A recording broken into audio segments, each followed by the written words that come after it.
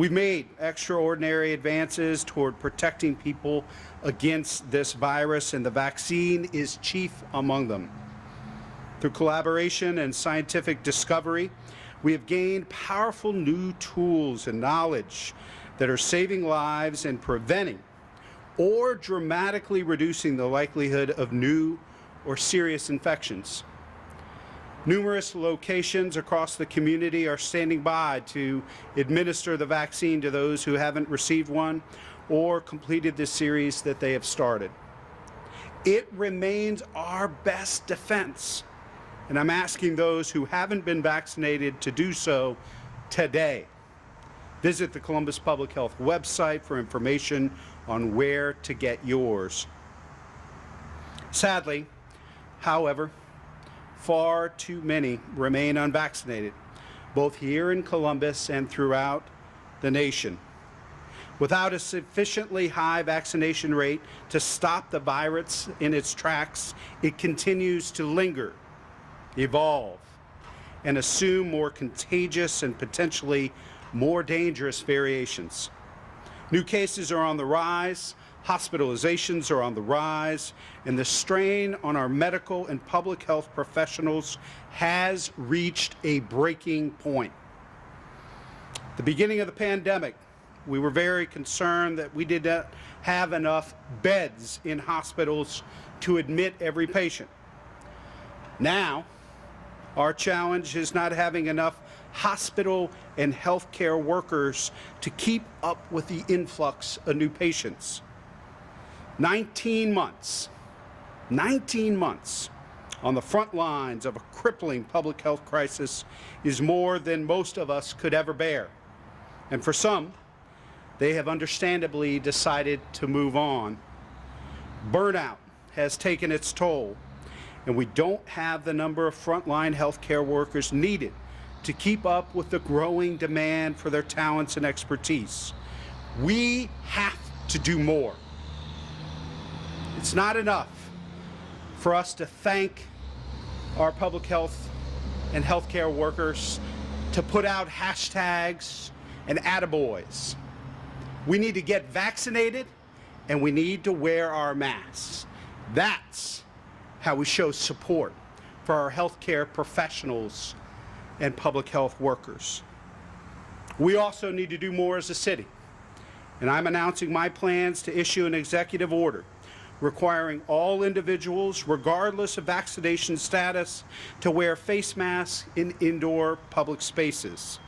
This isn't about shutting down and giving up.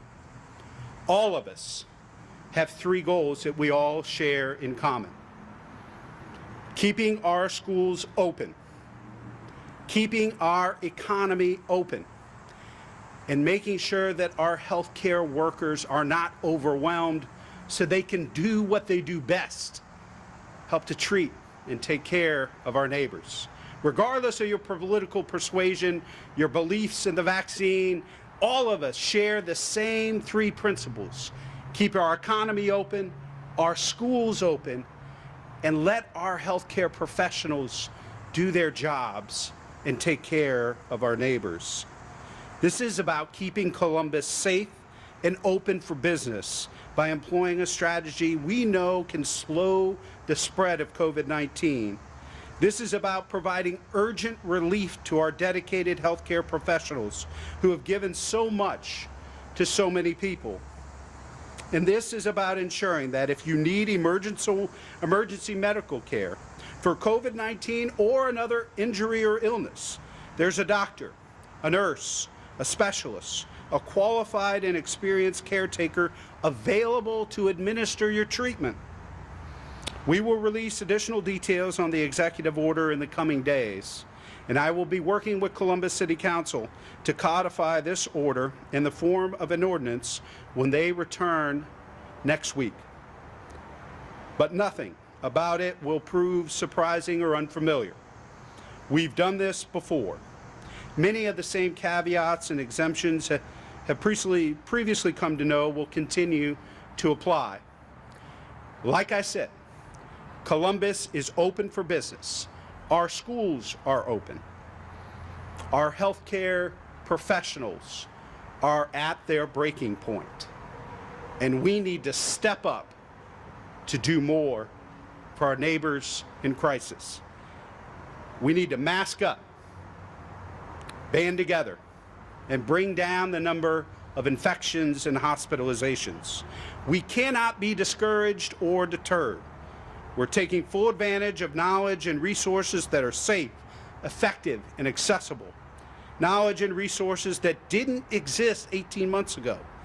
Knowledge and resources that enable us to see and do the things we enjoy.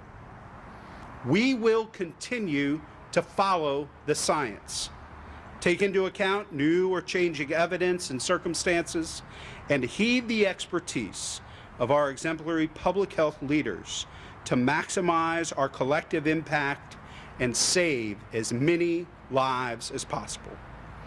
And now, to tell you a little bit more about our work moving forward, please welcome our Health Commissioner, Dr. Mashika Roberts.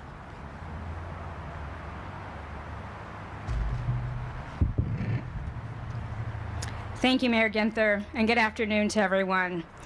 After almost 19 months of our fight against COVID-19, we once again find ourselves at a critical moment in this pandemic due to the Delta variant. This extremely contagious virus is spreading like wildfire here in our community and across our state as well as our country. Despite our very best efforts since the beginning of this crisis, the situation is worsening. Our case numbers are up, and they have been increasing since July. Just last week alone, there were 2,500 cases in our community, a 37% increase over the previous week. Our positivity rate is up and is now at 9.6%. It's been increasing since July, when it was right under 2%. And it's almost as close as it was to November of 2020, before we had a vaccine. Our case rate is also increasing. We are now seeing a 14-day aggregate case rate right here in Franklin County of 408 cases per 100,000, which is also similar to the rate we had last November. Now, even though that rate is high, there are counties in Ohio that have rates higher than that. So let that sink in for a second. What this all means is a significant strain to public health in our hospital systems. It's worsening. The virus is spreading in our community, and we must do something. We must do everything we know to do now to stop it. It will take all of us to protect our community, and most importantly, to protect our kids. And there are some very simple public health interventions that we know can help slow the spread of this virus. You heard the mayor say them.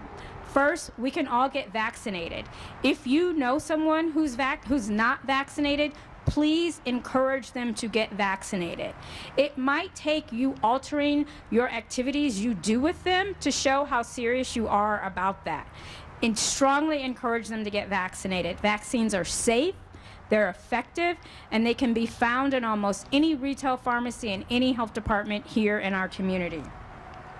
Currently, 53% of Franklin County residents are fully vaccinated.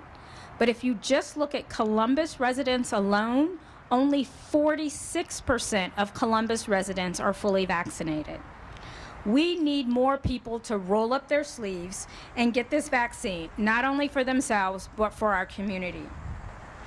Last week, 26.5%, almost a quarter of our new cases were under the age of 18.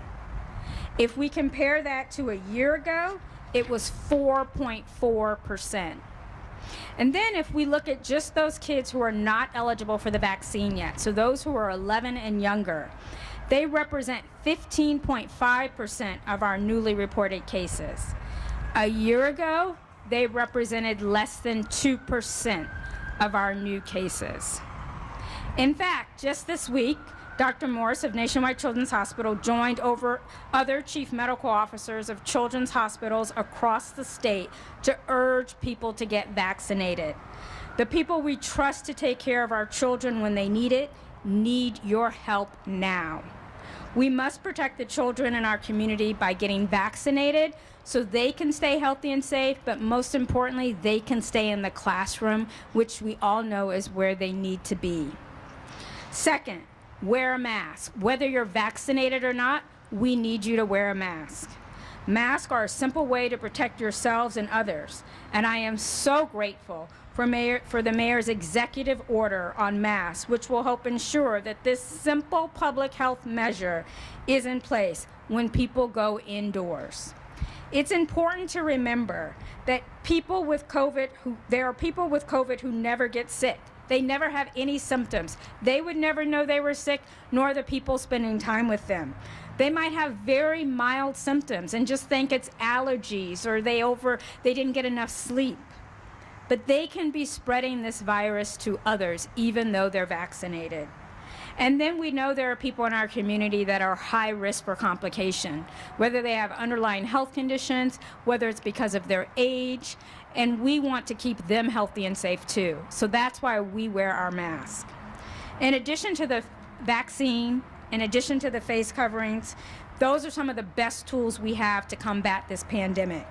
So we have to do everything we can as a community to work together, to band together, to make sure we keep our economy going, we keep our kids in school, and we keep our hospitals open and available for those unexpected health issues like heart attacks and strokes. And third, we should be very mindful about avoiding large gatherings, especially when they're inside. And then when they are inside, we're all going to be wearing a mask now, so that's the important thing. Finally, whenever you can, you should maintain social distancing, just like we're doing here on stage today, trying to stay at least 6 feet apart, but if you have that mask on, we can get down to 3 feet apart. The bottom line is we have to use every tool we have in the toolbox to help us combat this pandemic. We know what they are. Get vaccinated, wear a mask, avoid those large gatherings, especially indoors.